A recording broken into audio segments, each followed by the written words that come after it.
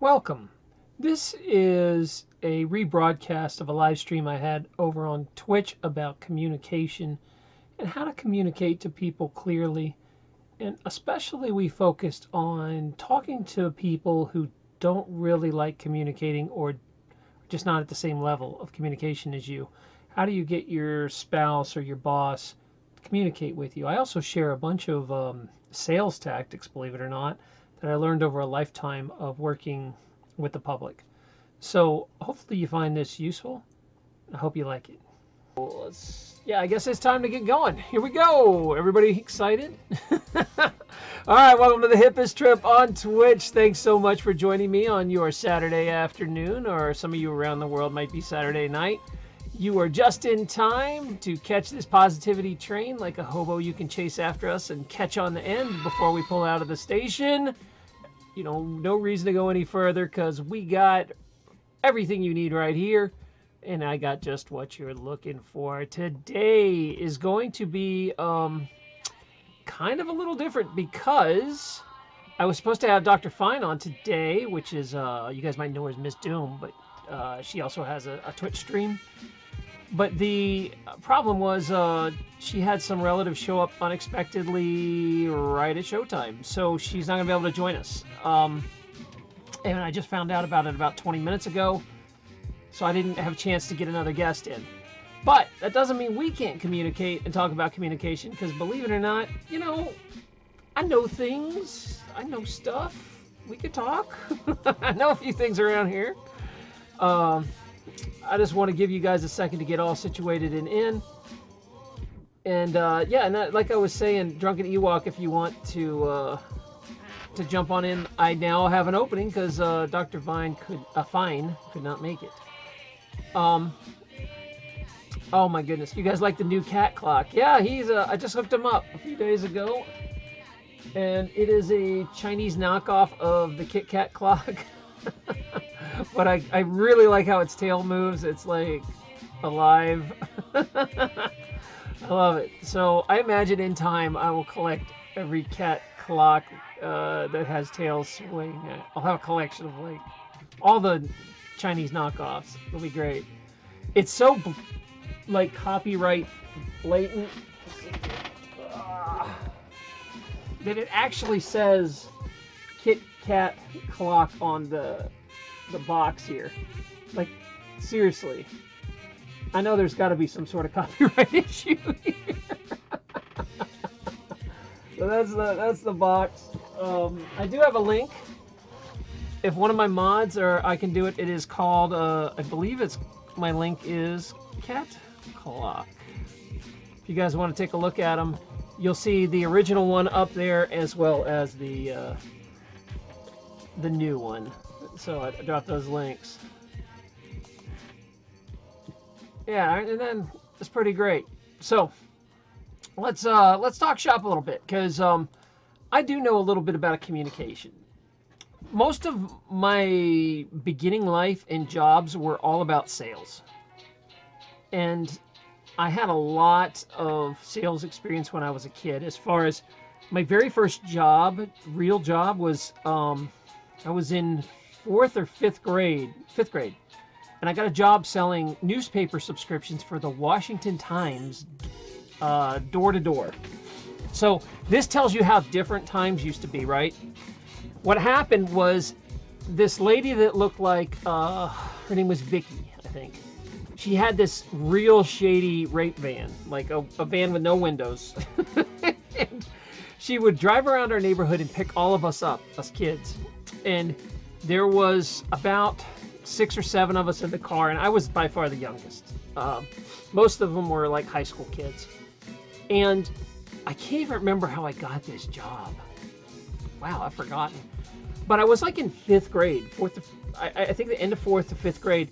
And what happened is she would pick all of us kids up, and we would go to a random neighborhood after school, and they would drop us off, and we would work for like 4 to 5 hours until it got dark. And then they would drive around and pick up all of us kids that were wandering around these neighborhoods, put us back in the van, and then drop us off at the houses. And I would work 4 to 5 nights a week sometimes during the high season, and you were totally commission based. So you're talking about probably 1983 or 4 I'm out doing this, and every time I sold a subscription I got $5, which was a lot. So I could sell 3 to 4 subscriptions a night, and you know, for a little kid that's like 10 to have $20 a day in the 80s, I was like the man.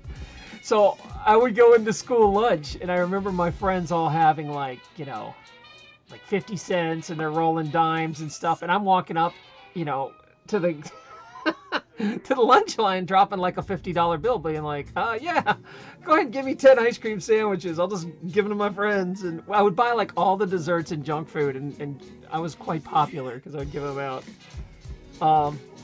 And I remember the reason I did this is because my mom was really hardcore about cleaning. She drove us crazy, like militant cleaning. And my dad would give her an allowance to give me, and I think it was like $5 a week. And if I did this insane chore list, I got this $5. And my mom would come around, not joking, with a glove and like wipe things, and if there was anything on it, you had to wash the whole thing again. It was like crazy, all day of cleaning. No, I mean, I was a lazy kid, but I wasn't above, like, you know, cleaning up after yourself or doing you know, doing the bathroom, whatever. So what happened was my mom drove us so batty and crazy with her inspections, her military style inspections, that I can't remember how this happened, but somehow I found out I got a lead. I think one of my older friends knew about this job and was like, why don't you join me selling newspaper subscriptions? And so I was really young, and I figured out with just an hour or two of work talking, I could make way more than my allowance. And I was like, so it didn't take long to realize that being a good communicator really paid. And it was a lesson I carried with me the rest of my life. Because you talk about a really important lesson, learning how to sell door to door when you're a goofy looking kid. Like, I had you know, crazy ass hair as a kid, and I couldn't speak very well because I had an injury to my face. So I you know, at that time it was still pretty paralyzed. It didn't work very well. And so, like, I'm going door to door and getting just mass rejection, you know, and especially I'm selling the Washington Times, which at the time was owned by Reverend Moon. So everybody was like, get that Mooney paper out of here, which Reverend Moon just owned it. Like, he was like a stockholder or something. It doesn't reflect, it wasn't like Reverend Moon's views in the paper, right? So I'm selling these things door to door, going against the Washington Post, and it's a much smaller paper for $5. Oh, Arizona, hey, thanks for the follow. Cool Cat gives a thumbs up for that. He's like the Fonz. Hey. So oh, and April, hey, thanks for the follow. I appreciate. Thumbs up to you too, the kitty. So I'm not trying to ignore you in chat, but I am going to oh, whoa! Sparkle Maria just subscribed. Rich, wow! Thanks so much, man. That means you're subscribing on Twitch Prime, which lets you subscribe to me for $5 a month. It's kind of like a Patreon, but Twitch's version. It's very, very appreciated. I have to stop the show and do a little jig for that. Thank you. Really cool of you. Okay, so let me get back to this story about why you want to learn to communicate. So I'm this little kid. I'm out, which there's no way you could do this today. No way could some shady woman that looked like, Vicky looked like the female lead in Conan the Barbarian. You know, Conan's girl that gets killed off? Looked just like her. Had the feathered hair, smoked cigarettes in the van while we were in there. All of us smelled like smoke in this windowless van. We would drive to a neighborhood, and all these shady looking kids would get out and sell door to door. And then she would disappear for like an hour or two and come back, which, like, these days would probably be child abandonment and endangerment, and there's no way in hell they'd allow this.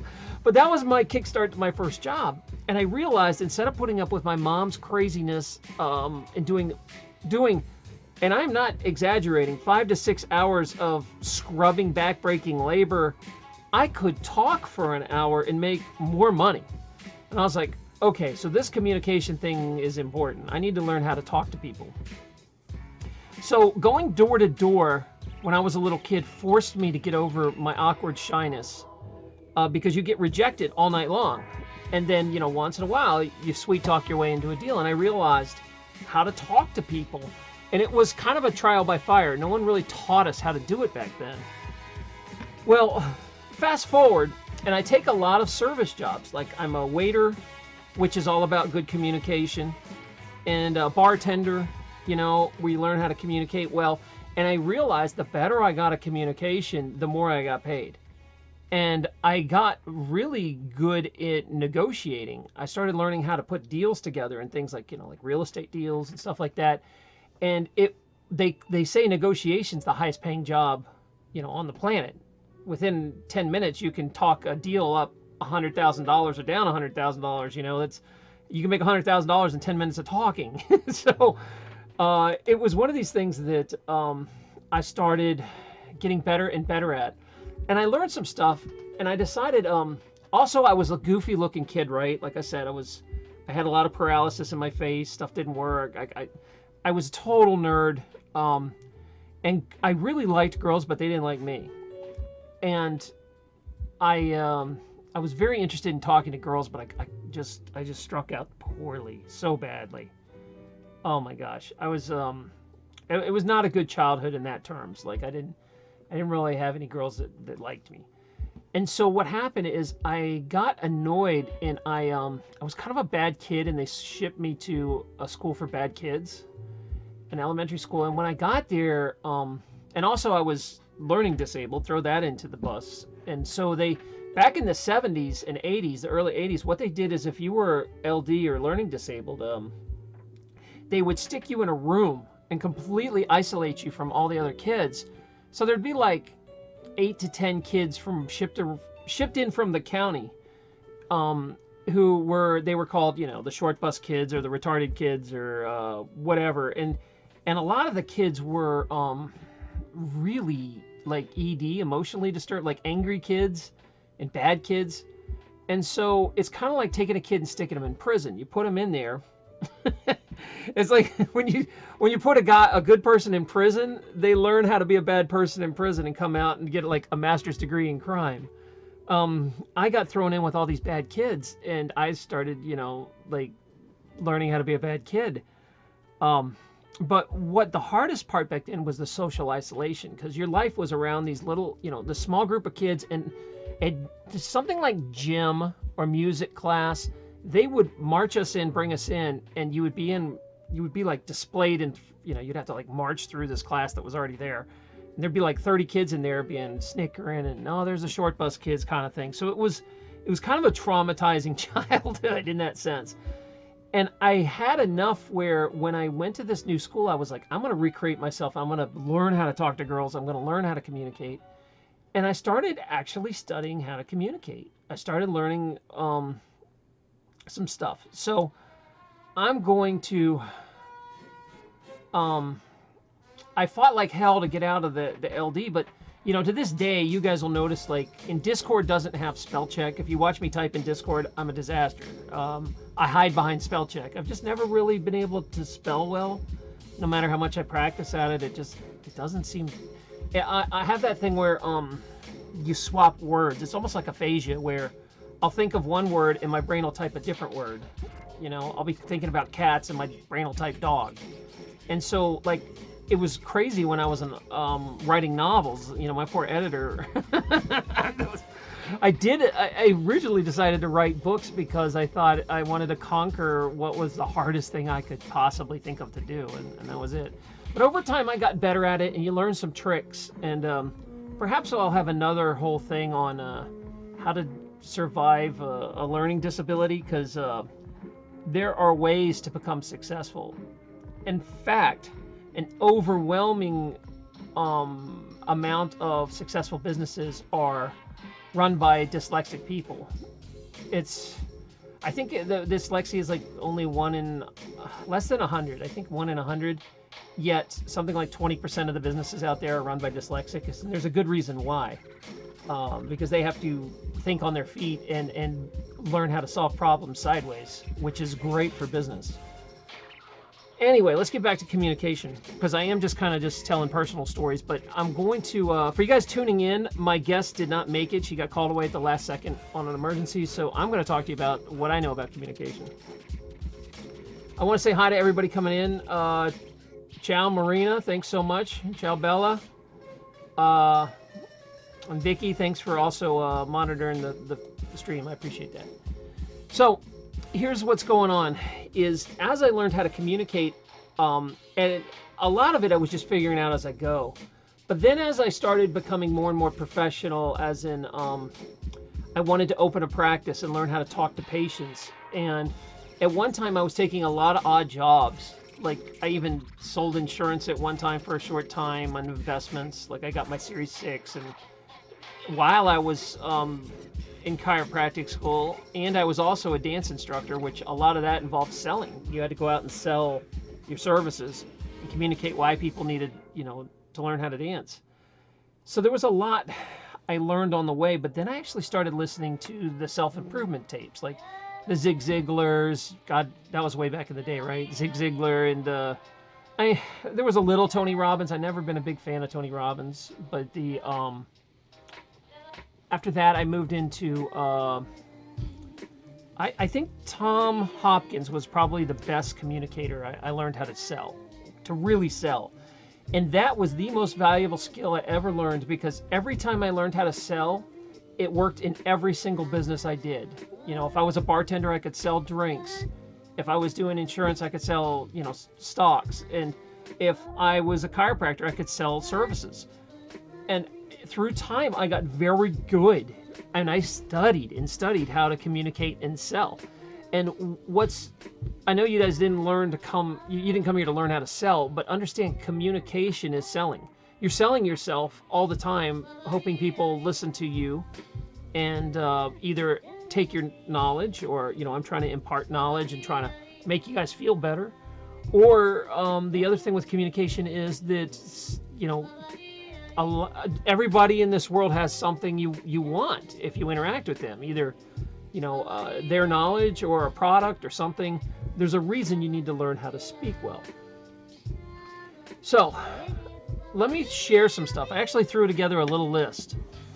I didn't have a lot of time, but I'm going to share a couple things with you. That this list is kind of like a shortcut to become a master of small talk, and also how to get people to like you. Now, it seems that a lot of empaths are introverts, and we are kind of lumped in together where, it's easier for us to hide behind a computer. And then there's some, like, I'm an extrovert. I love talking to people and being out. There's a mix, but we do seem to have a lot of introverts, and it's taken me a while to understand, are you talking to an introvert or an extrovert? Because you can communicate with these two people completely different. So one of the very first things I do is try to identify if they're an introvert or an extrovert.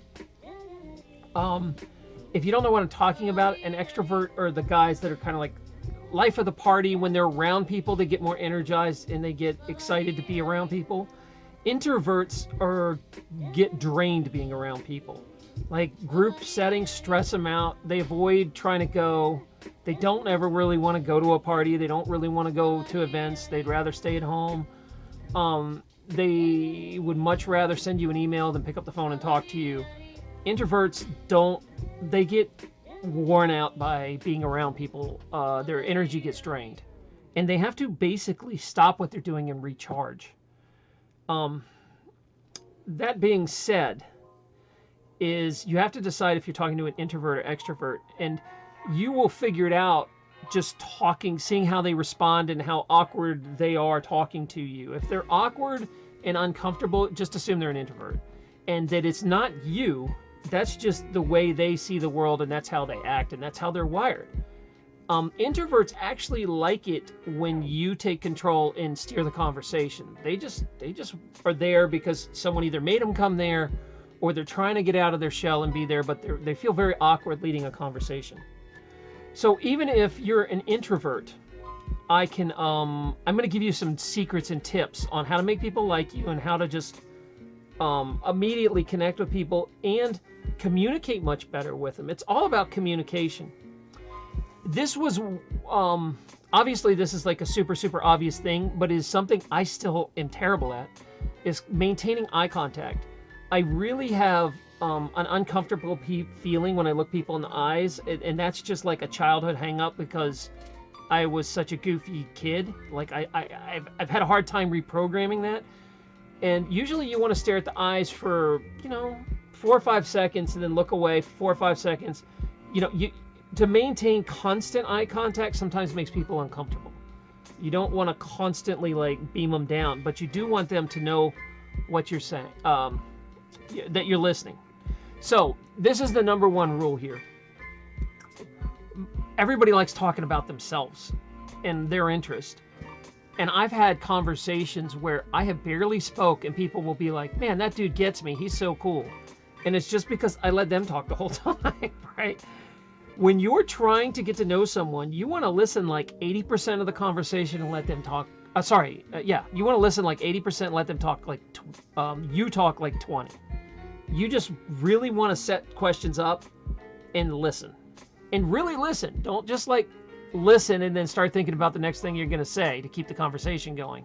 Like, listen. A lot of people will say something without really meaning it or caring. They're just going through the motions. So, I'm going to give you that 80%. Yeah, you guys are saying... Well, April says she's got to stare into the eyes the whole time or she doesn't trust people. It makes them suspicious. Yeah, it's a fine line, April, because some people, it depends if you're talking to an extrovert or an introvert. Extroverts like entire contact. They think you're shady if you look away. Introverts look away because that's just how they're wired. They're nervous. They don't like that kind of in-your-face communication. It takes them a while. So it really depends on what kind of person I'm talking to. Someone like you, if you're really out there and an extrovert, I'll stare at you the whole time because it doesn't make you uncomfortable. But extroverts kind of don't like that. Introverts, it makes them uncomfortable to constantly lock in. Okay, so let's talk about how to master small talk. Okay, you're going to listen to most of the conversation, and it's not just good enough to listen. You have to smile and nod that you understand. People want you to give them body language so they understand that you're listening. If you're doing one of these where, hey Mike, how's your day? And then you look away at your phone, start fiddling with stuff, look around. I'm not listening. I don't care. I'm just giving you pleasantries. I'm just saying it. I don't care. You need to make people feel that you care. And the way you do that is to stop fiddling, stop touching things. Don't cross your arms. Don't give negative postures. You know what I mean? You want to just keep your hands down and listen and nod your head and smile. Okay?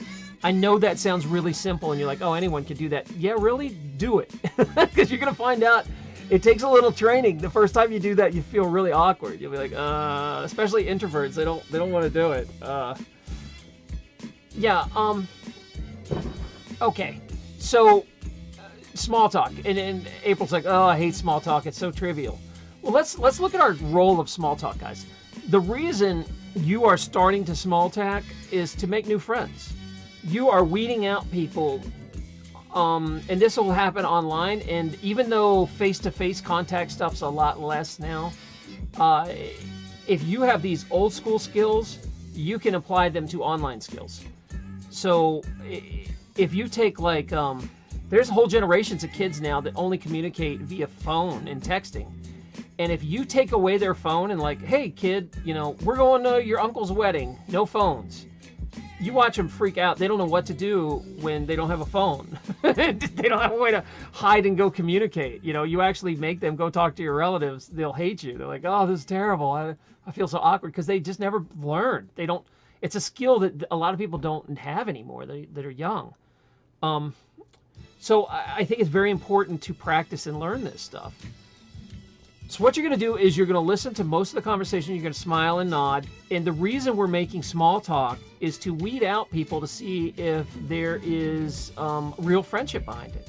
because you'll go through some list of questions and stuff and some ideas that I'm going to bring you through. And then at the end, you're going to decide, do I want to keep talking to this person, or is my small talk duty done? Are we done? And this is probably not a guy I'm going to be friends with. And because I'm really out there, I don't have a lot of real life friends anymore because I've isolated myself too much.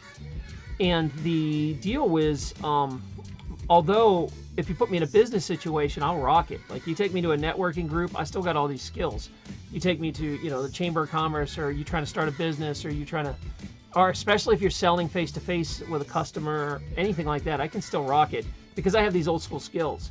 And if you don't have those, you can practice them and learn them. That's the good news. But you can apply them online too. So this stuff does cross over and help you.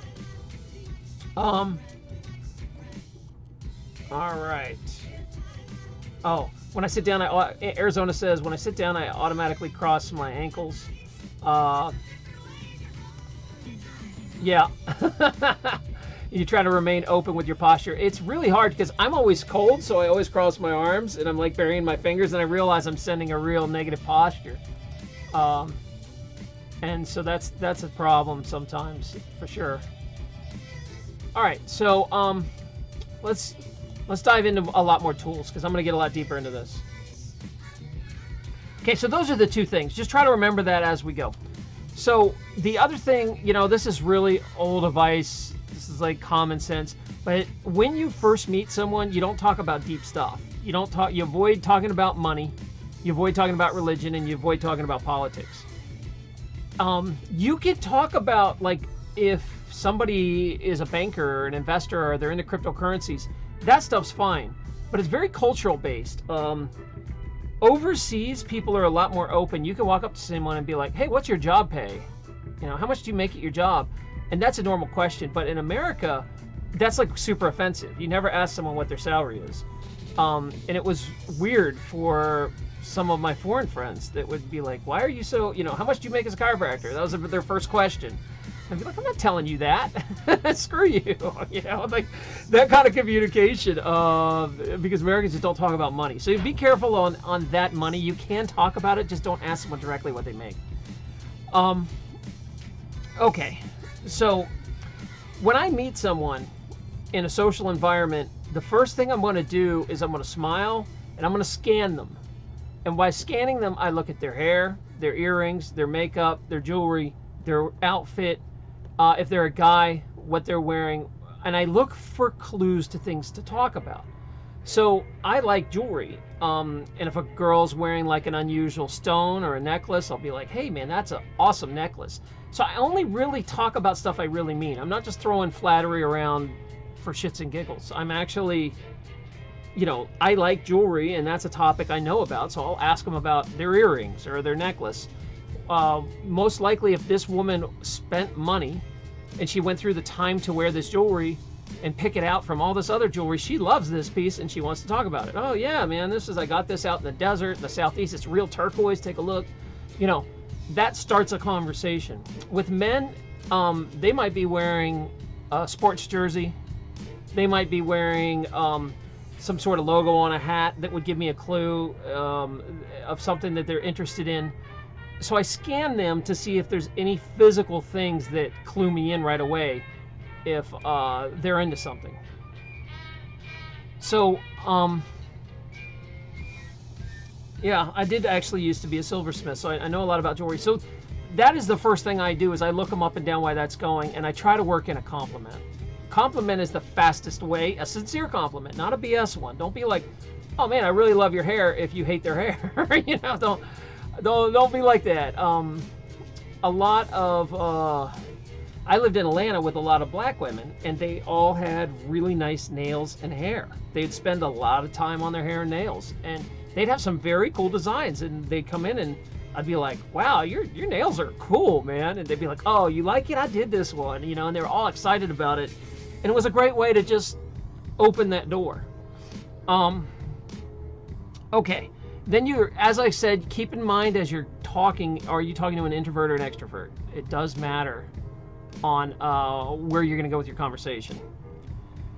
Okay, before you ever get into a conversation, and this is something you should use in your backseat, you need to understand what an elevator pitch is. An elevator pitch is an old sales term that means back in the day, you would get opportunity if you were a salesman to maybe talk to a boss when you rode the elevator together. You'd walk in, some really important person would walk in, and you'd have 15 seconds while that elevator goes from the down floor to the top floor to sell this guy. Hey, I see you work over at Xerox. You know, I sell printer cartridges. I sell the best prices. Can I swing by sometime and show you at least what I got and see if it's comparable? You know, you would pitch yourself while you were going up an elevator. It's an old school term, elevator pitch. Even though you're not really selling a product, you are selling yourself. So you need to understand there's a very common questions that people are going to ask you that you need to have one sentence elevator pitches for. Obviously, one of the very first things that people are going to say are, what do you do? And if you work, you want to take an exciting spin on your work. If you don't work, you want to take an exciting spin about your life. You know, you want to do something a little different. So what I mean by that is you get a few seconds. Anytime, if I have to sit and explain to you what I do more than a sentence or two, I've lost you. After a sentence or two, you're just going to drift off and start thinking. You need to be very concise. So you ask me what I do. Oh, I make, all right, let's pretend for a sec. We're doing this. And someone says, hey, so what do you do? I try to make positive, uplifting videos online, mainly on Twitch. You should come by and check it out sometime. I do stories about all kinds of things. That's it. Boom. I'm done. I do not sit there and go, well, I also do gardening and farming and this, unless the person asks deeper. Oh, what kind of things do you do stories about? Oh, well, you know, a lot of ones in the spring, I'll do a lot of stuff on growing food. In the winter, I'm kind of in a lockdown, so I'll do stories that I think are uplifting and positive, but that are just fun. So we'll take on different topics. Stop talking. Let them keep asking you. You give a sentence or two and shut up. Sentence or two and shut up. You do not, unless you see them nodding and smiling, like, go ahead, give me more information, you read their body language. If you just start talking about yourself nonstop, people get turned off by that right away. Now, you can do that once you get to know each other. Fair game. But I'm talking about introductory, mastering small talk. You need to really make it about them. So, TLK Knitting's here. So TLK Knitting, she has a great little channel where she knits. And one of the things, like, you'll go onto her channel and especially other streamers, where they have to basically make small talk with strangers for 3 or 4 hours while she's knitting something. So how do you make small talk and talk to yourself that long and keep it interesting that people will stick around? And a lot of the stuff I'm going to talk about is going to help you do that. So there's two different realms I'm talking about. I'm talking about old school meeting people face to face, like you go to a party, you go to a wedding, you go to a work event. Those are becoming less and less, but those skills are very important. And then there's going to be online interaction. How do we make someone like you online? How do you communicate? How do you do that? So we're going to go, we're going to dive into that. So first thing you got to do, again, is practice your elevator pitch. You might actually have to pull out a piece of paper and write down, okay, how do I explain what I do in under 10 seconds? Do not sit there and go, well, I kind of do this, I kind of do that, I kind of do this, I kind of do that. Especially with us extroverts, and I hang out with a group of healers. There are people that are like, well, you know, I do crystal work, I do Reiki, I do energy work, I also did some, you know, NLP, I did this and this and this. And they like throw 50 things at you, and you're like, okay, which one do I talk about? You don't want to do that. You want to make people understand what you do in an easy way. So before you ever even walk in, your one lesson today, and the one thing you should do right now or when you get done, pull out a book and explain what you do in a sentence and try to make it exciting. You know, you ask me again, I make positive, uplifting videos on Twitch. A lot of people don't do that in life. They'll be like, what's that? What is Twitch? What do you mean? Once they ask you, you give them a little more, and then they ask you and you give them more. And when you see them nodding and smiling, you go ahead and unload. You wait. You do not overwhelm them in the beginning. So find your elevator pitch. If you're a stay-at-home mom or something, oh, well, I'm the circus ringleader for 5 cats and 3 kids. You know, however you want to say it. but you try to make a fun way to say what you do in a sentence that would invite people to ask more questions. You know, yeah, I'm the prison warden of 3 children and, you know, 5 cats, and I'm a crazy cat lady, you know, whatever you want to say. Someone says, hey, I'm a crazy cat lady, I'm going to listen and start laughing and talking with them, okay? Because that immediately opens more conversation up. So you want to be ready for that question. What do you do? It should be an elevator pitch, okay? Where are you from is another elevator pitch. Where are you from? Oh, I was raised in Virginia, but I spent most of my life in the South, and for some crazy reason I decided I like snow and I moved to New Hampshire. Boom, boom, boom. You know my whole life history in like 5 seconds. Oh, well now I'm telling this person, maybe they grew up in Virginia, maybe they live down south, or maybe now they live up north. They can relate to any of those 3 areas, and we can start talking about, oh, yeah, I used to live in Boston. The winters were crazy. Oh, yeah, you know what I'm saying? So that is a way to expect those 2 questions. What do you do? Where do you live? So you need to get your answers correct and easy and fun to understand in 1 sentence, and let the other person ask questions and talk. All right. There is an old thing to remember, and there's a I can't remember who originally came up with the Ford technique, F-O-R-D. And what it is, there's a lady on YouTube named Emma that did this well, that reminded me of this. I'd forgotten. I think it was Zig Ziglar that came up with this a long time ago. But if you just remember the mnemonic Ford, F-O-R-D, these are topics for small talk that will eventually lead you to actually developing a friendship. Remember, the whole goal of this is to talk to people, weed them out, and say at the end of this, can I make a real friend out of this person, or is this someone who's just going to pass in my life that I don't care about? You know, and within 5-10 minutes, I can figure out if I want to keep talking to this person. Okay, so are you guys playing bingo in there? What's going on? You can feel free to start a bingo game if you want. That's fine. Okay, so the Ford. Ford stands for family, occupation, recreation, and dreams. Ford. We're going to go through this. So I'm going to give you some simple questions to ask people. Like if you're sitting here, and especially for, like, you know, TLK, you're a Twitch streamer, how do you keep things going?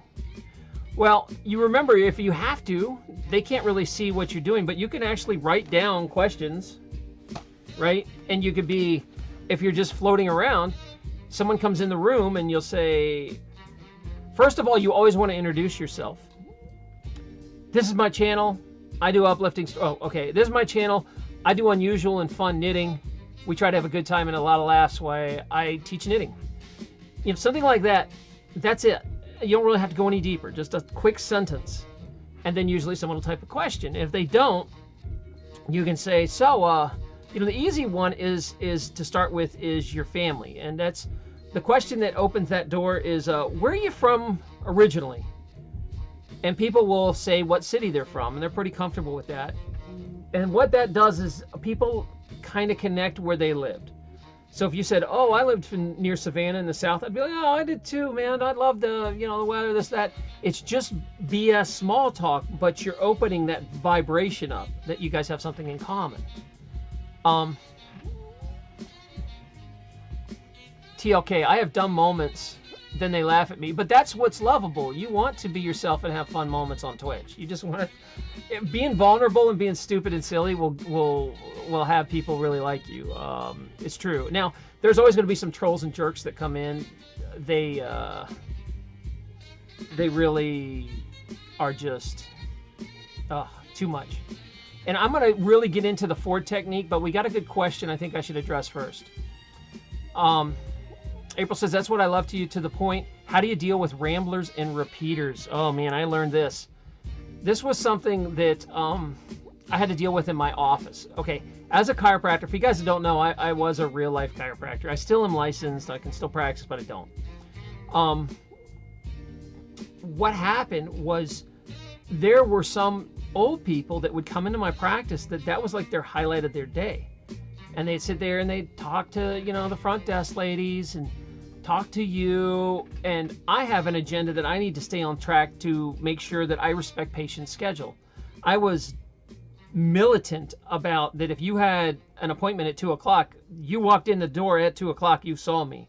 I thought it was incredibly rude for doctors to be a half hour to 45 minutes late. It's just poor scheduling and poor management. If a doctor does that, I pretty much just never go to him again. I really offended. And to do that, you have to control your patients. Now, there is a few ways to do this, April. April, it depends if you're by yourself or not. A lot of times, I would do the pass off.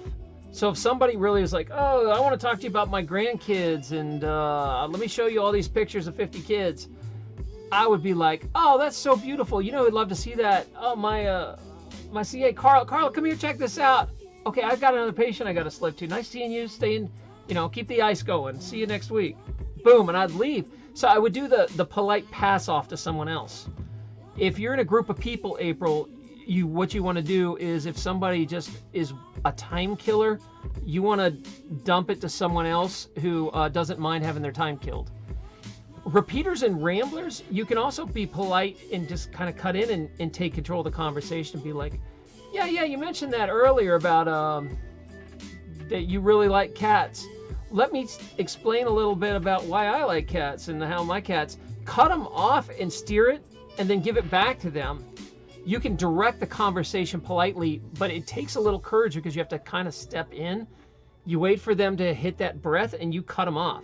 Like, they'll be like, oh, my cat's so cute and furry, oh man, he gets into everything and he likes tuna so much, and cut in right as they're taking the breath.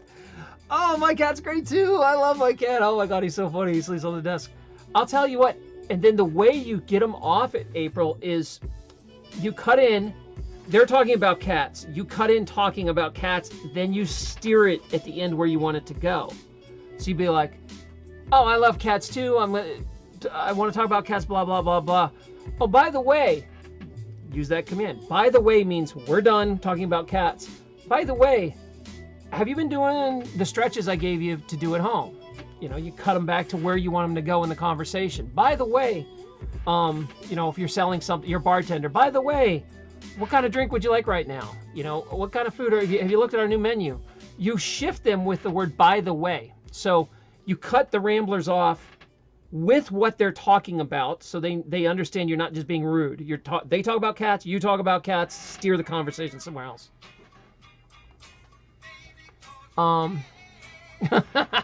You're hypnotized by the cat's clocks. Oh boy. What are we talking about here? 50 kids. What did I miss? I'm trying to look at the chat log here, and I think I missed. I never talk to someone just to chat. It doesn't happen to me. I feel so weird. Yeah, Mariana, it's one of these things that old school, like if you want to run a business, or if you want to, most businesses deal with the public, old school face-to-face. But if you're looking to make new friends and you want to make them online, or, like I'm talking to TLK Knitting, who runs a stream, so she basically is trying to get people to like her by talking to strangers. You have to learn how to talk to strangers. And it is a good thing, because after a while, that stranger becomes a friend. And there's some very easy questions to ask to get someone rolling, so they will take you as a friend. And they like you. April says, I had to do that constant on conference calls. Yeah. But with friends and family, it's hard if they act offended. The way to get around that, April, remember, is to just make sure you talk about what they're talking about. If they're talking about something, I don't know, that bores you. Like, I'm not into sports, so if someone was like, hey, did you see the Super Bowl? I'd be like, oh, no, I missed it. But you know what? I watched the Kitten Bowl. I love the Kitten Bowl, the Puppy Bowl. I watched that. It's one of those things. Hey, JJ Enlisted, thanks for coming in. I appreciate that. And yeah, the new clock, if you guys, a lot of people are commenting on it. I can drop a link if you want to see that. I just got it and put it up. Okay. Hey, Miss Mary, thanks for coming. I appreciate it. And Sparkle Maria. Any advice for chronic interrupters? That's a tough one. Okay. Chronic interrupters. Man, I had my share of this too when people practiced. the way it depends on how good your relationship. If they're brand new, you almost have to match pace, interrupt them back. So if they cut you off, you can politely say, okay, I'm talking about my cat. They cut in and they talk about nothing to do with my cat. They talk about whatever they want to talk about. They would talk about their houseplants. I can cut back in on them about plants. Oh, I have houseplants too. I love my Jade. Let me talk about my cat again. And I bring it back to the cat because I'm not done talking about my damn cat. You know, I want to make sure this is important. And if they change the topic again, you match their topic and you change them back to where you want to go. And so for chronic interrupters, you can steer people where you want them to go. And you'll see me do this on my show. Because I cover some dark topics sometimes, like a lot of conspiracy stuff will come in here and people will come in with just the gloom and doom, which is not the vibe I want on my show. I want a happy, positive, I don't care if the world's going to burn out there, we're going to have a party here. There's nothing I can really do about a negative world out there except be positive. So instead of focusing on it and giving it attention, you'll see me do this guest after guest. I will let them say whatever they want to say, you know, Bilderbergers are controlling the world or whatever. I'll say, yeah, that's probably true, but how does it matter in my life? I'm going to focus on things I can do. I'm going to learn how to grow a farm. You know, I'm going to do something positive. You agree and shift. By the way, practiced, by the way. Okay. All right, let's see. Mary, you want to, oh, here's a link to the clocks. I've been teasing it. Here's the cat clock. If you want to see them on Amazon, those are my 2 clocks. All right. JJ Unlisted. I have a lot of internal conversations. Hard habit to break because I've already decided what I would say if the conversation had been out loud. Yeah, it's okay to have an internal conversation. It's honestly good to practice conversations before you go to them. Okay, you and your boyfriend are fighting and you know you're going to have this conversation that you really don't want to have. It's okay to practice that and stay on topic. The other big thing I want to point out when it's that kind of communication, never attack people or blame people even when they're wrong. You have to make it about you. And we're gonna dive into that because I still got to get back to this Ford thing. I never got to finish my small talk, but you're interrupting. We'll get back to it. But I do want to. This is a good conversation though to address. Is that that's my pet peeve? People talking over each other. Yeah, that's a thing you have to actually step in and control. And you'll see that with my guests. They'll start arguing, and I will cut them off and be like, "Okay, you get to talk for 2 minutes. You get to talk for 2 minutes." And you'll have to do that at work or with your kids sometime. You will have to break it up and say, we can't all talk at once. You start. And don't ask. Just take control. Don't be like, people need you to take control to steer conversations if they want to make them happy and positive without it getting crazy. And again, you want to direct, if there's a negative thing you have to address, you want to deal with it how it affects you. So, I don't know, your friend is an alcoholic and they drink a lot or something, and you see that it's making them really sick. You can say, hey man, it really upsets me to see you doing that. You know, it makes my feelings hurt. It makes me worry. You don't say, hey dude, stop drinking. You say, hey, you know, it makes me really uncomfortable because I'm worried about you. They can't argue, a person can't logically argue with my own feelings. So if you pull it back to yourself and how you feel, what are they going to say? No, you don't feel that way. Well, yeah, I do. It's me. I know how I feel, you know. No, your feelings are wrong. No, my feelings. So you always kind of want to put it back on you. I remember when I got divorced, I made it all about me. I was like, here's what I screwed up. Here's what I did. Here's my problems. Me. I owned it, even though I was really wish I could have been like, well, you know, you were doing this and you were doing that and you were doing this. As soon as you start saying that and pointing your fingers, it becomes a fight and it sends a whole different vibe off. If you own up to, you know, I did this because my feelings are X, and I did this because my feelings, it made me feel like Y when you did this. If you make it about you, you'll get much better compliance and people to listen. Okay, let's see. Imagine saying I'm talking about my darn cat. Listen. Okay, hold on here. Let's see. This one's... I'm trying to catch up on your conversations, but sometimes it's hard to do all this and get this all in one shot. Okay. If I missed your question, please repeat it because I'm way behind now. What I'm going to do is I'm going to give you the last bits of small talk, and then I'm just going to field questions for you guys. Okay? So, I talked about the Ford technique, which is family, occupation, recreation, and dreams. So you're talking to someone, TLK knitting. You're sitting here going, what the heck am I going to talk to myself for 4 hours?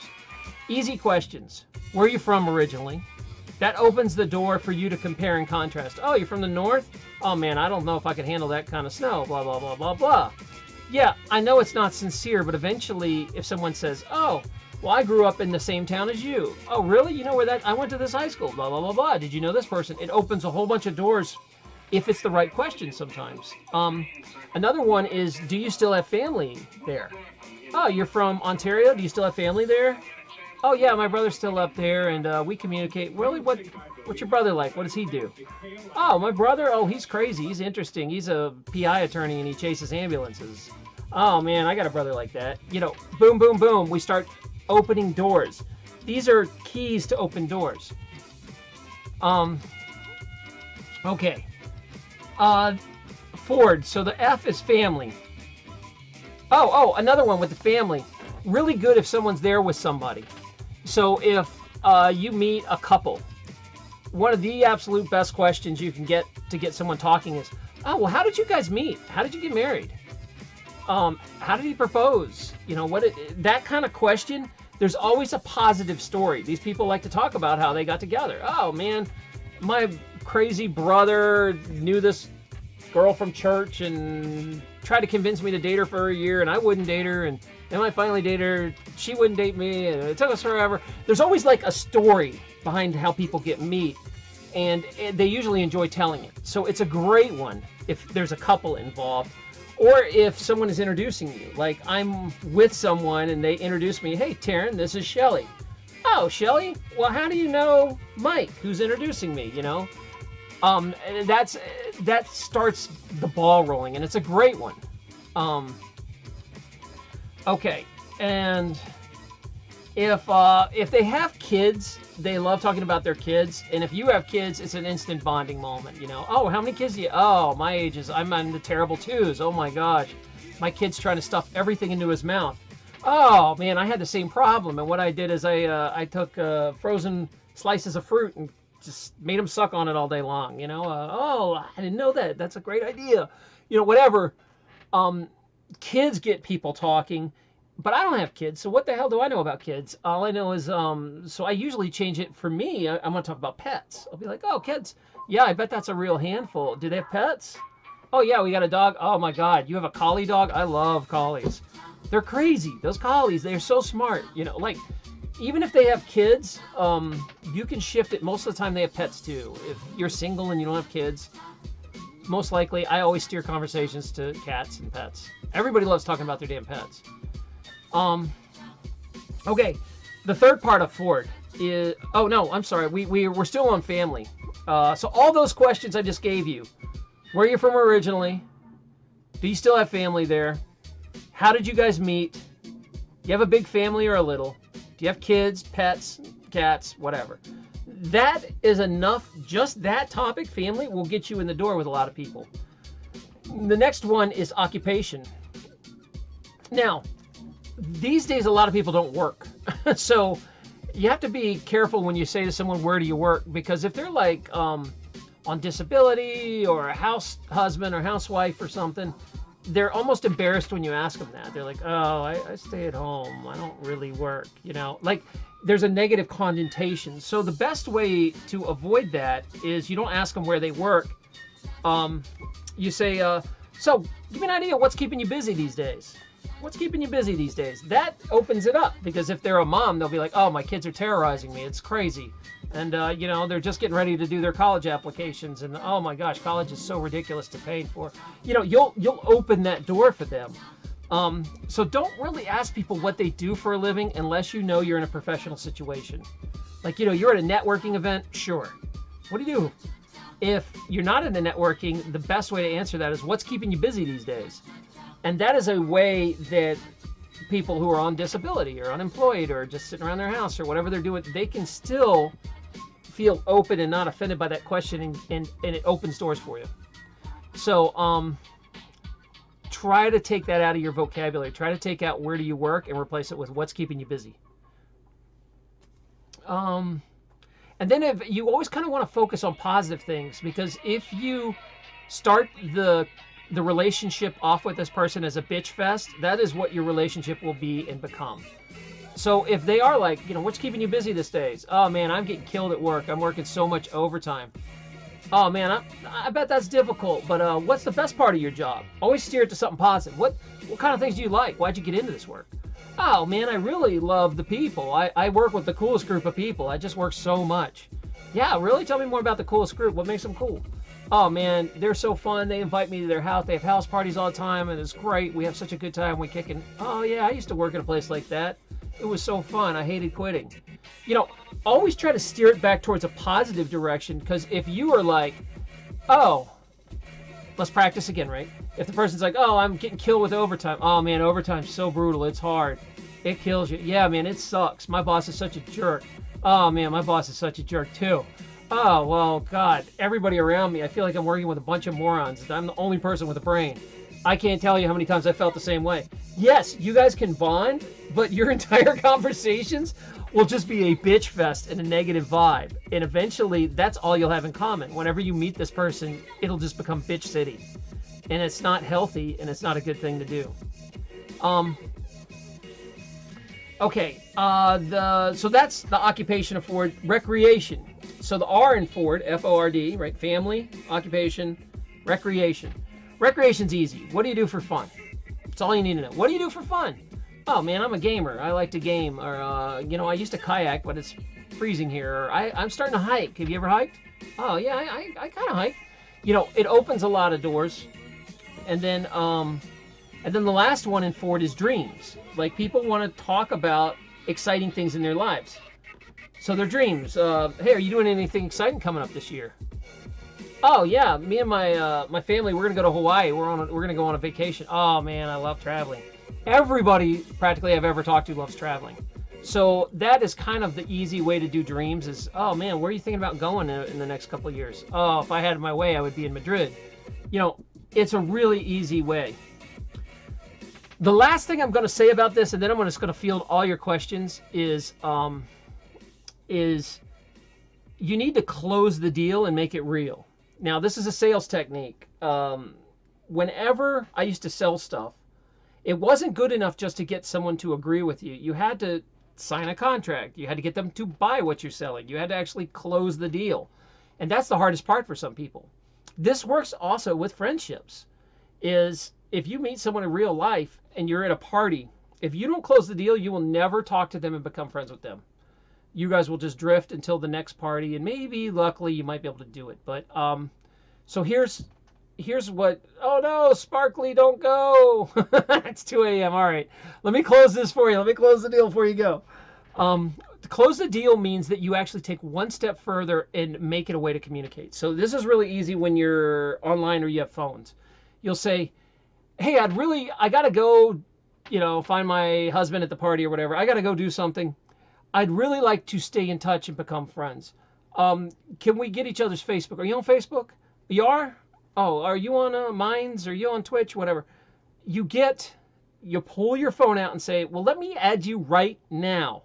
Boom, boom, boom. Is this you? Yeah, that's me, the picture with the cat. Oh, okay. Click. We're added. We're friends. She'll know to turn around and accept me.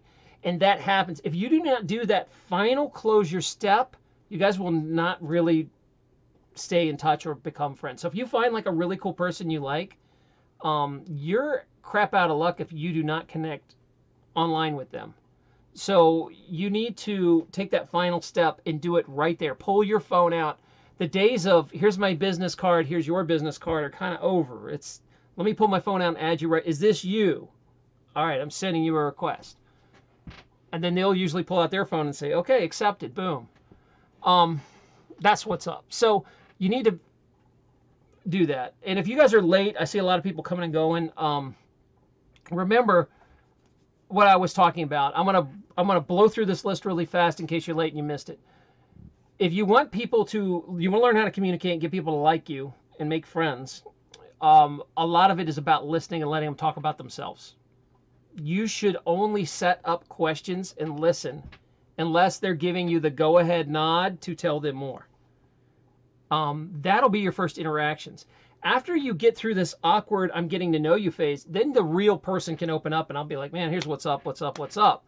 And I'll start sending them and talking how I want. I don't filter. But this procedure, I'm telling you, will get you in the door so you don't scare people off. Especially if like you're an introvert and you're just not good at talking to people. Having a little set of questions going in of, okay, here's how I say this, set it up and then just shut up. That works really good for introverts. You know, they have the Ford. They're going to go in with Ford. Family, occupation, recreation, dreams. You know, I can ask from these categories and I'll be good to go. Make sure you smile and nod and listen when they ask something. And one of the ways that it's like very basic 101, to make sure you're listening, you need to, when they stop talking, repeat what they said in your own words. So they'll say, yeah, man, my kids are killing me. They're running me to death. They're in soccer right now. They're in, rugby. They're in all these sports. Oh, man, that must be exhausting having to run your kids around all day. I have something like that. My pets keep me crazy like that. My cat is, I have a dog that's afraid of thunder. And every time it lightnings, I got to run home and deal with, oh, man, I had a dog like that. Oh, did you know about this little coat you can put around him? Oh, really? Yeah, that worked good. The thunder goat, that sort of, you see how quick I can turn a conversation and get it to go wherever I need it to go. And then remember, if you're talking to an introvert or extrovert, they act completely different. Introverts will not really, it'll feel like you're pulling a conversation out of them. You need to give them really easy softball questions, and they usually give short answers and want you to talk more. If you are with an introvert, it is okay to talk more. If you're with an extrovert, you want to shut up and listen. And that's all you really need. Oh, and then in the very beginning, I said, make sure that you have an elevator pitch for the two questions of what do you do, right? Your elevator pitch should be short and concise. That's a big one. A lot of people are occupation focused. What do you do with your life? And sometimes you can also get one ready for where you're from.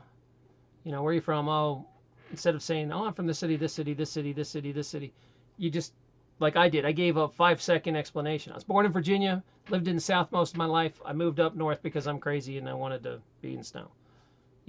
Boom, done. Okay, now I'm going to open it up to all your questions because I know you guys were asking questions and I couldn't get them all and get this list done. So hopefully you wrote that down. And you guys, we talked about how to handle chatters who are ones who won't shut up. People that talk about stuff you don't want to, or stuff that, I haven't covered this. Like, so I'm a vegetarian. A lot of people know that. I don't really want to talk to a guy who wants to talk for 20 minutes about how to butcher a cow. Not really interested. Like, kind of offensive to me.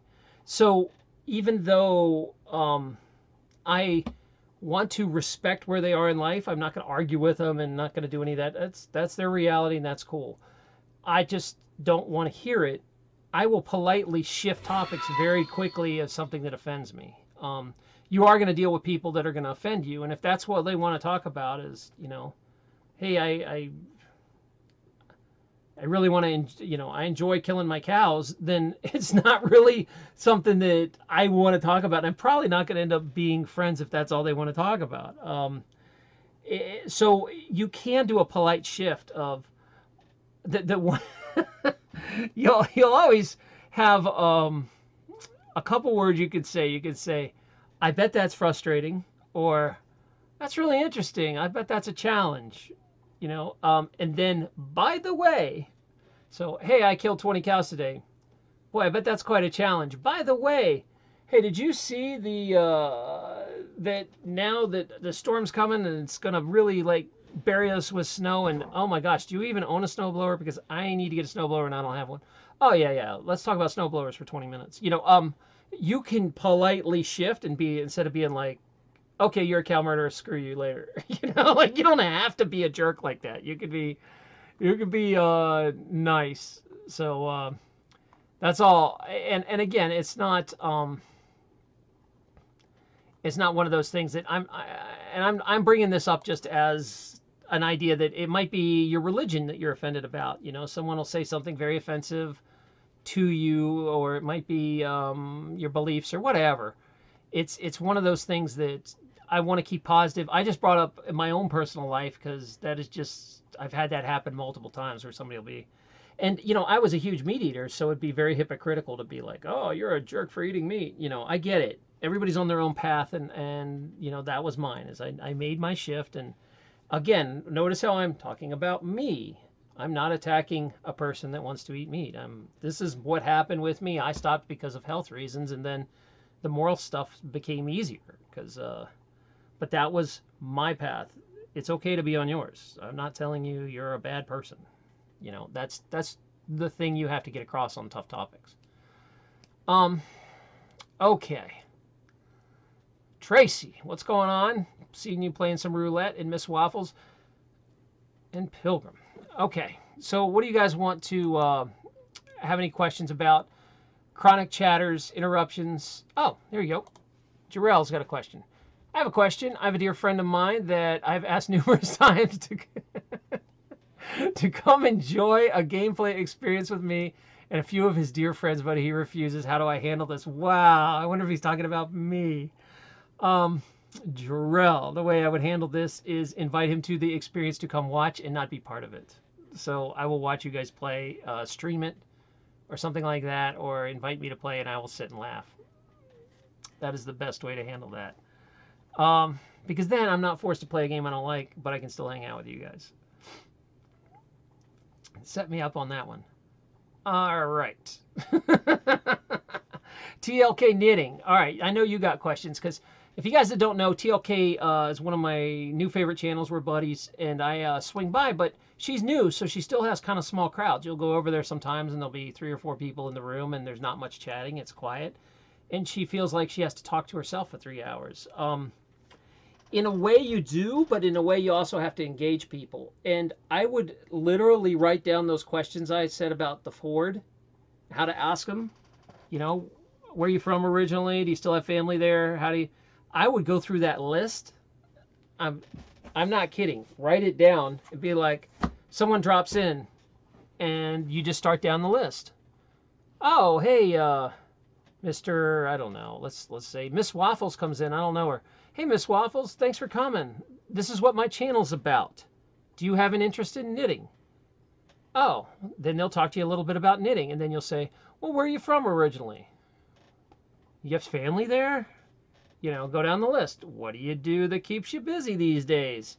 You just start feeding questions, and they will start talking to you, and then you can tell your side, and it keeps that conversation rolling nice and quiet.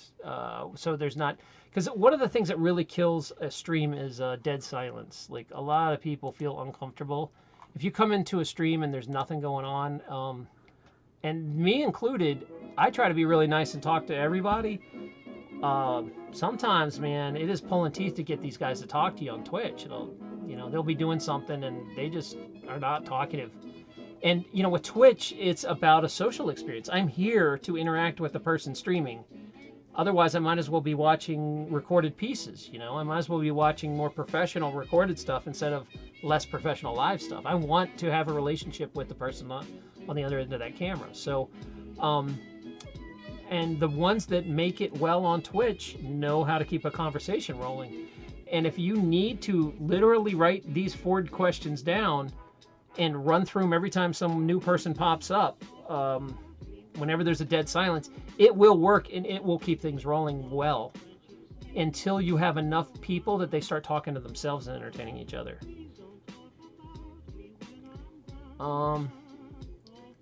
Ah, Miss Waffle, she wants to know more about knitting. All right, I can get TLK on here. We'll talk knitting. There you go. Definitely talk some knitting. I actually dig knitting because my mom, when I was a little kid, I'll share some more stories on my personal life here. My mom she was a dental hygienist, but saved up a bunch of money and got an embroidery machine. And this was in 1980. So the embroidery machine we got actually had a reel-to-reel tape with holes. And that was the computer. It would run these reel-to-reel tape, and we'd have a reel, and it would be like, this is a picture of a bear. And you'd put it on, and the computer would do a bear. And she would have to order different designs that were giant tapes, and we'd put this thing into the embroidery machine. And at the time, it was like revolutionary, because before that, she had a hand embroidery thing where you would trace, you would have an object down, and it had like a needle, and you would go around, and you would trace the design, and it would follow the design. So this was a computerized one, and she could do stuff a lot faster. Well, being that it was a home business, she would embroider a lot of things she got was like rugby jerseys or, towels, stuff like that for weddings. A lot of people just wanted their initials, stuff like that. But she would do pretty complicated designs sometimes. And so our house became really just loaded down with tons and tons of sewing stuff. Like there was, I don't know if you guys know what backing is. When you sew, you so it doesn't rip the cloth apart, you put this like cheap fabric called backing, and then you tear off and cut off the backing when you're done. So that was my job as a kid, is I was removing backing, and I would thread needles because my mom couldn't see the damn needles. And so I really knew how to sew at a young age. Like I would help her hem and sew and do stuff. It was like, how they always had little children doing labor in the factories that could get the needles done. That was me. So we would do these needles, and the house was just constantly full of machines going like, I don't know if you know how loud these things used to be. And so I really enjoyed sewing, but at the time it was very sexist. Like there weren't many boys that knew how to sew. You're talking about early 70s, late 80s, so it wasn't like I could go to and be like, hey, I'm really good at sewing. It was like I still took home ec. Later on in high school, I didn't care. I took home ec and enjoyed it. But the thing about it is my mom would experiment, and she would do crochet, and she really got good at macrame. And I appreciated macrame because I thought the designs were so cool. They would do these like amazing macrame animals that I don't see anymore, and I haven't seen anyone do macrame in a long time. So that's what made me go over to your channel. Is I still have a lot of respect for the sewing arts, especially by hand. It's hardcore. JJ Unlisted. I'm afraid the art of conversations is going the same way the written word. The more involved we are with social media, and the more controversial skills conversational skills deteriorate. Be very careful to keep live people face-to-face conversations in your daily routine. Yeah, JJ Unlisted, it's getting much easier. Like, I haven't gone out practically at all this winter except to the store to go shopping. That's like the only time I talk to people face-to-face. And as I'm saying that it's getting, although I have tons of social interaction, I talk with 30, 40 people a day online. It's just I don't,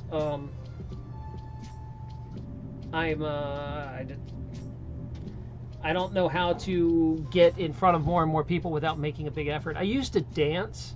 I used to contra dance, but where I moved, it's not around anymore. So I really need to force myself to get out of the house and keep going face to face. But the things I just talked about can be used anywhere. You can be online. You can talk online face to face.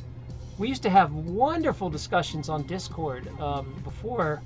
Like when I started Discord about a year ago, we used to have huge nights where people come in and just stay up all night chatting with each other and having a lot of really great intellectual discussion. It doesn't happen anymore, but there was a day, and I guess we could do that again if people were interested of sitting around talking together.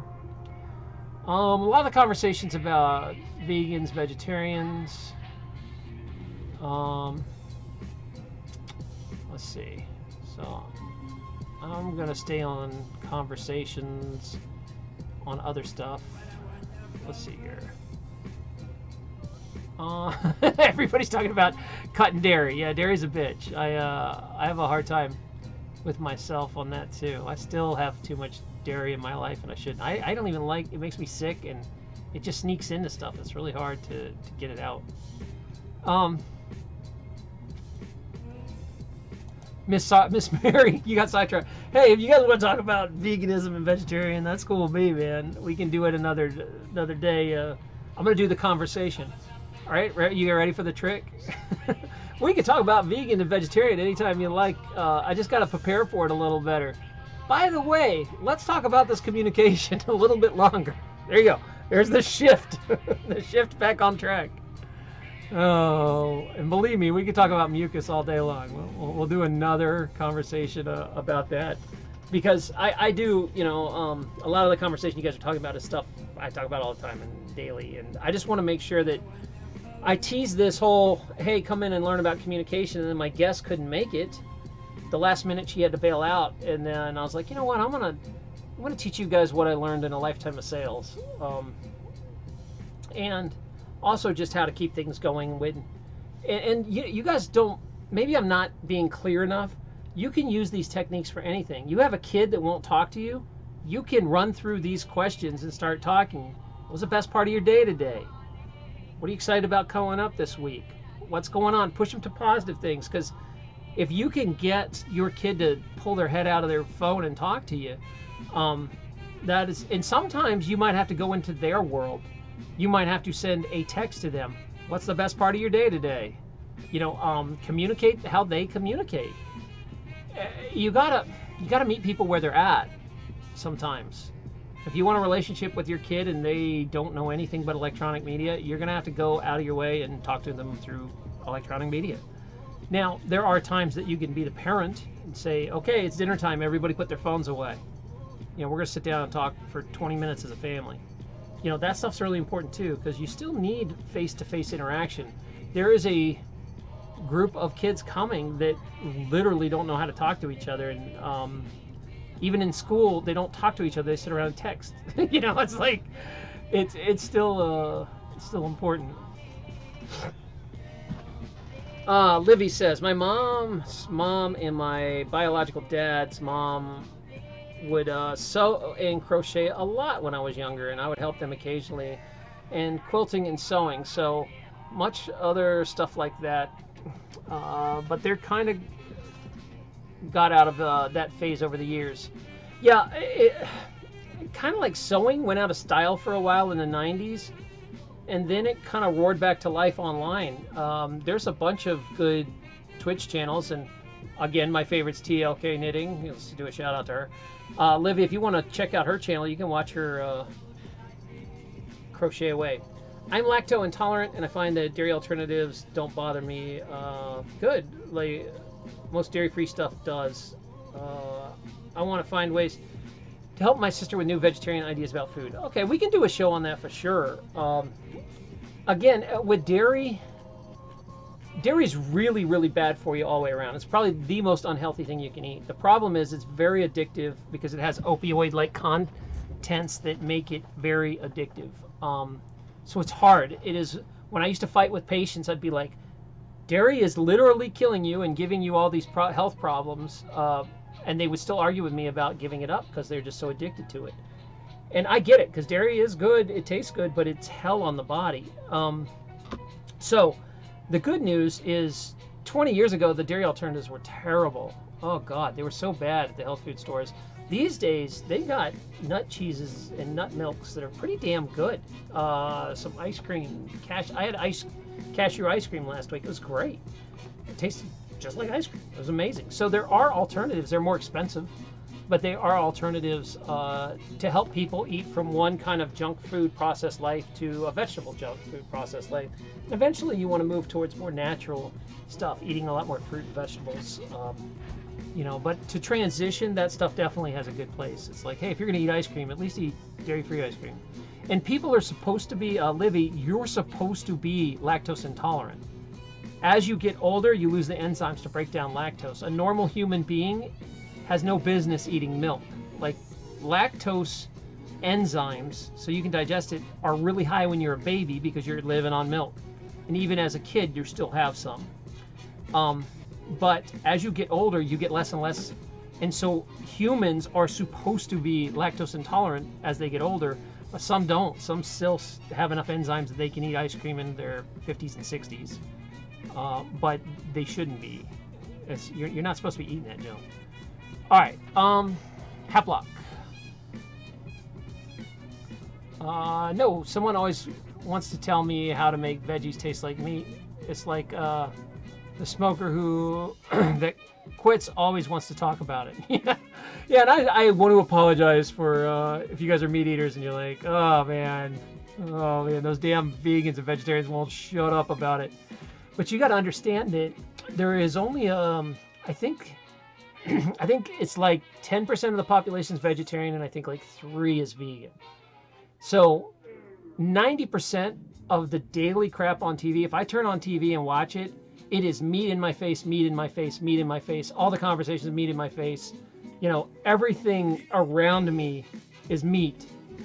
So if a vegetarian talks about being a vegetable eater, people are always like, oh man, that's too much. Shut up, I've heard enough. You know, and it's like, do you understand that the vegetarian has, like, most of their life is just being beat to death with meat messages that it might sound like a lot, but compared to what's out there as a whole, we're only a very small percentage of people talking about that stuff.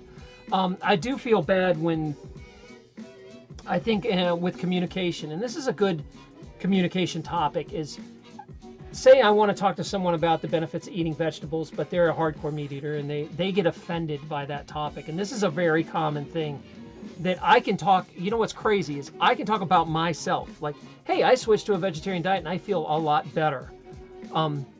They will juxtapose that on themselves and say, well, I'm a meat eater, so I'm a worse person than you. You know, you're somehow a different, you know, they get offended by your lifestyle, which is really kind of like low vibration. Not why are they juxtaposing me talking about what I'm eating on them, you know, but they do. And it's hard because this is a huge lesson in communication. How do you how do you talk to someone about these things and not, how do you get the communication across without starting a huge fight, and especially about a topic like this, you know. So the, oh boy, you guys, I missed a bunch of conversation here. I'm not trying to ignore you. Let's see. You guys are talking about addictive cheese. Some of you guys switched to almond milk. Excellent. Livy says, dang, Lupo, I missed what you were just saying in your last comment. Oh, well, sorry. My lactose intolerant issue started with my urosectomy, kidney issue, surgery. Yeah, well, let me tell you, kidneys, if you have kidney problems, especially that level, Livy, you got no business eating dairy, man. Dairy is the worst for your kidneys. I'm glad you're off it. The more the better. Because with kidneys, you really want to... You want to stay away from proteins. I wouldn't touch meat and I wouldn't touch cheese. You want a vegetable protein. Kidneys are very, very delicate about proteins. If you ever meet someone on kidney dialysis, they're not allowed to eat much protein at all. And you shouldn't really. I mean, you get enough from vegetables. The whole protein thing that you got to have some sort of super high protein diet's very damaging to your kidneys over the long run. I miss meat eaters. I find that meat eaters are so very triggered when vegans talk about their food, but yet they don't think anything about all the dinner picks and meat sauces and racks of ribs. So yeah, they can just hush. Mary, that's kind of my point, is I can't look anywhere without racks of meat in my face, and I'm quiet about it. I don't give them crap about it. I mean, I'm even part of a group called the Liberty Bratwurst, you know, the whole thing's named for meat, and it's like, just shut up. I can only control how I'm going to react, and how if you actually focus on all of it around you, it's overwhelming and offensive. And it's a shame that hopefully by good communication and a little empathy, they can see where I'm at and I'm trying to see where they're at. I'm trying to meet them. That I was a big meat eater. How the hell can I tell them not to eat meat? I can just talk about my personal experience with it, and that's all I can do. Okay. Whew, let's see. Lots of stuff going on in here. Liberty Brats for life. Yeah, I love those bastards. I know. I'm still in the group even though the group's offensive. All right. I lost my sugar again in bingo. You guys playing? Bingo. Right on. If you guys didn't know, on Twitch you can play games in here. I have my own currency called Lupies. And you'll see these girls playing roulette and bingo and gambling, and some of the guys. Iron J-Rod is a bad gambler. He can't stop himself. All right, how do you get in a conversation with someone who you care about very much, but in your gut the time isn't good to find and find a possible middle ground to speak on things when they are extremely heated? Excellent choice, and this is something I forgot to bring up. One of the basic rules of communication is you have to wait for the right time. Some people are not ready to talk. Your spouse comes in, your boyfriend, girlfriend comes in, your parent comes in, and they've had a bad day at work. Not a good time to sit and talk to them about how I need that they don't clean the dishes and it's bugging you. Not a good time to bring up something that you want them to change. You have to wait for the right time, and one of the best ways to do that is actually ask their permission. Sit their ass down. Hey, I need to talk to you about something important, but I want you to be it's a good thing. I want you to be in a good mood, but I need your 100% focus. What's a good time for you today to do that? Oh, well, today's not good at all. How about Thursday we sit down and talk about it? Great. I'm going to actually make an appointment. Thursday at 2, we're going to sit down and talk about this. And they'll be like, well, what is it about? Look, it's too important to get into it like this. Don't worry, it's not going to be like a bad thing. I just need some time to talk about stuff. Oh, okay. All right, yeah, 2 o'clock. That's the kind of thing is stuff. So actually ask their permission and set an appointment. And I know that sounds crazy if that's like your spouse, but it really does work, because then they're in the right frame of mind. If you ambush them after work, or when they're tired, or when they just want to play a video game and be left alone, you're going to have that blow up in your face. Livy says, dang, hearing you cuss is hilarious. I didn't cuss, did I? Uh-oh. I hope I didn't. I try not to. Miss Waffles, all she does is lose at these games. I don't know why my nose is itching like crazy today. Drive me crazy. Iron G-Rod, I have a problem, and Lupo TV isn't helping. I know. I shouldn't point out about your horrible gambling problem on here of Loopies.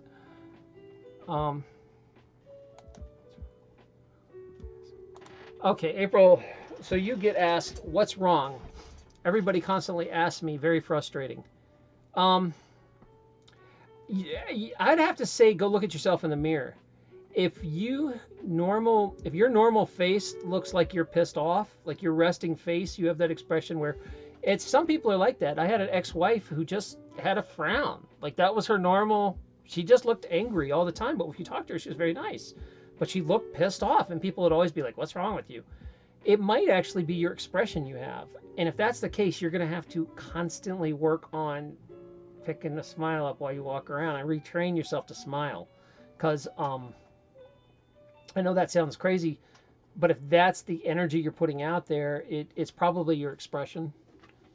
And I wish there was a better answer than that, but you're going to have to practice like sitting around. Oh, no, it's because I'm quiet now. Nothing left to say. Oh, okay. Yeah, that's another thing. If someone's a real big talker and they're quiet and they take a different path, people are always like, what's wrong? So I could see how that would be unfair, that because you're breaking your normal pattern of talking. You have a poker face? Okay. I was just going to say, April, that I like I said, my ex-wife just had a frown all the time. That was her normal expression. And it took me a long time to realize that's just the way her face is shaped. She's just frowning. She's not pissed off. She's just making everybody frowning. So you gotta, I used to be like, smile. practice raising that face up a little bit. But it just wasn't in her. So that was it. All right. And now let's see. Jeez, what did I miss your question, Miss Waffles? Darn it.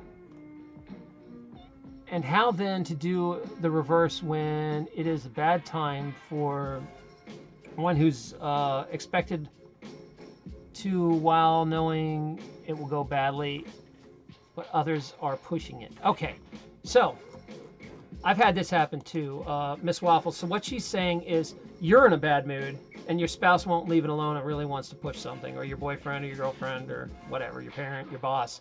Somebody you have a relationship with won't leave it alone. You have to be very blunt and direct and be like, because I've had to do this and it's not my personality, because like I'm like a loving, happy guy.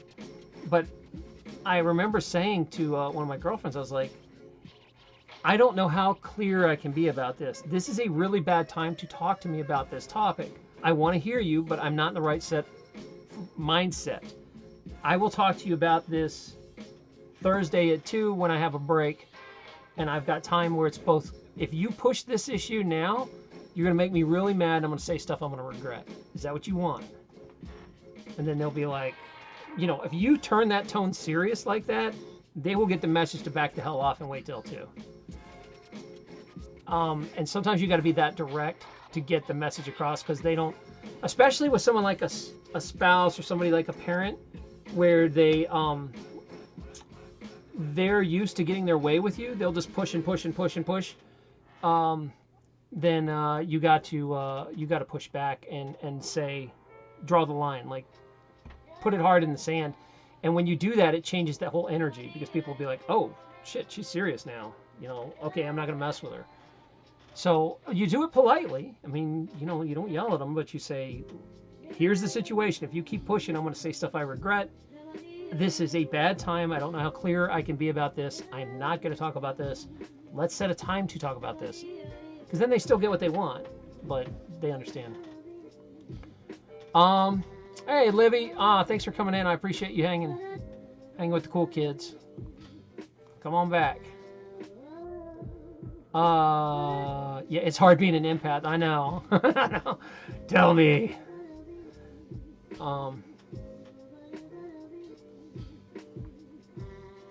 not talking, it's repeating.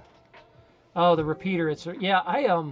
April. She's talking about how her spouse won't stop talking, like a rambler. I had a girlfriend who drank that wouldn't shut up. She just kept repeating the same thing over and over and over, and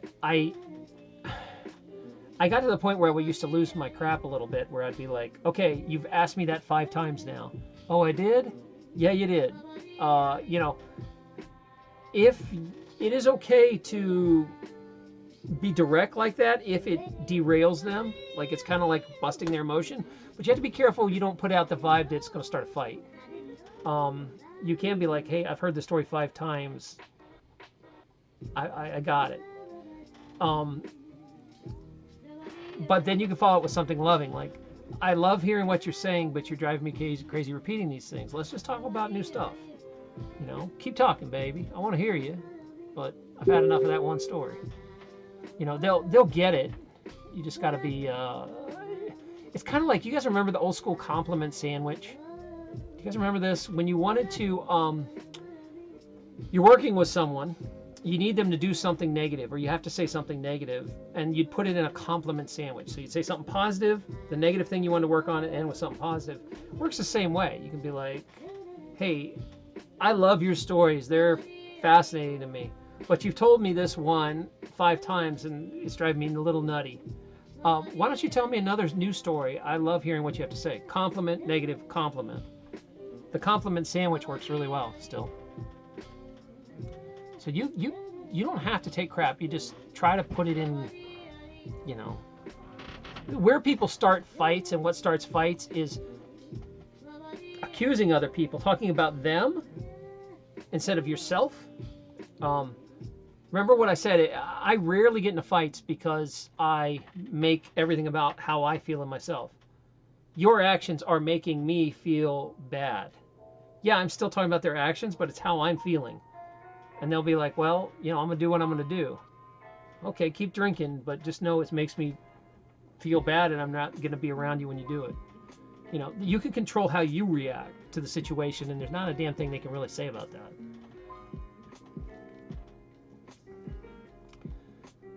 Kill them with kindness. That is true, the waffles. Vicky says, keep the positive energy and guard it. Don't let anyone take it away from you. Yeah, it's tough when you're an empath to do that, but absolutely. I remember there was a game, I was dating this really negative girl, and I decided to challenge myself that every time she said something negative, I was going to come back with something more positive. And I got to the point where I was just like annoying her. She'd be like, man, I hate my work. Oh man, I love my work. It's great. You know? Oh, I hate the people I work with. Oh man, I had the best interactions today. So every time she said something negative, I would say something more positive and eventually just wear her down. And that whoever gets the last word in is going to win that vibe. Thanks for watching. I hope you found that useful. If you're watching this at one of my other streams that's not on YouTube, like over at Library or DLive or anything like that, and you like this, I'd appreciate you to drop a little cryptocurrency to help keep the show going. But it's okay if you don't. I'm still going to put everything up for free. If you liked it and found it useful, though, I appreciate it. If you are actually watching this on YouTube, please remember that I am trying to get off YouTube as far as being dependent on their ad money. So I'm moving over to a Patreon model. You can help support the show for as little as $1 a month. It really, really helps. If you're brand new here, don't worry about that stuff. Just keep watching these videos that are appearing here. I hope you learned something. Thanks so much for coming. Remember, be nice to that cat.